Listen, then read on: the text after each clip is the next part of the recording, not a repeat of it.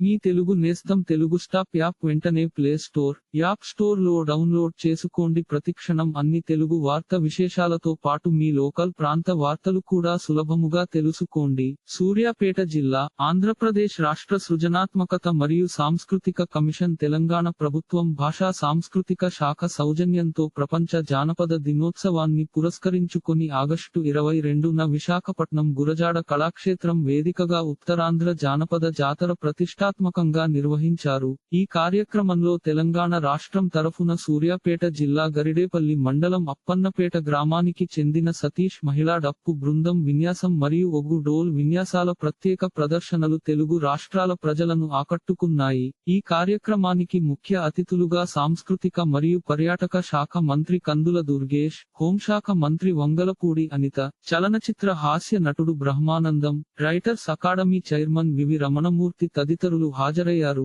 ప్రదర్శన అనంతరం నిర్వహించిన పురస్కార ప్రధానోత్సవంలో సూర్యాపేట జిల్లా గరిడేపల్లి మండలం అప్పన్నపేట గ్రామానికి చెందిన యువ డప్పు కళాకారుడు అమరవరపు సతీష్ డప్పు కళకు అందిస్తున్న సేవలకు గాను జానపద సామ్రాట్ గౌరవ పురస్కారాన్ని రైటర్స్ అకాడమీ చైర్మన్ వివి రమణమూర్తి చేతుల మీదుగా సత్కరించారు.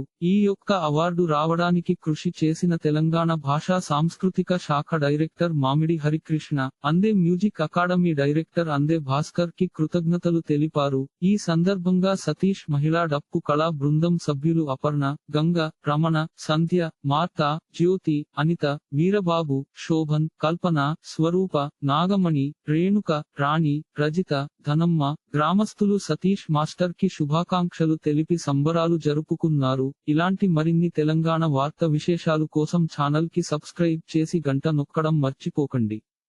ఈ వీడియోని తోటి మిత్రులకి షేర్ చేయండి. మీ అభిప్రాయాన్ని కామెంట్ లో తెలపండి.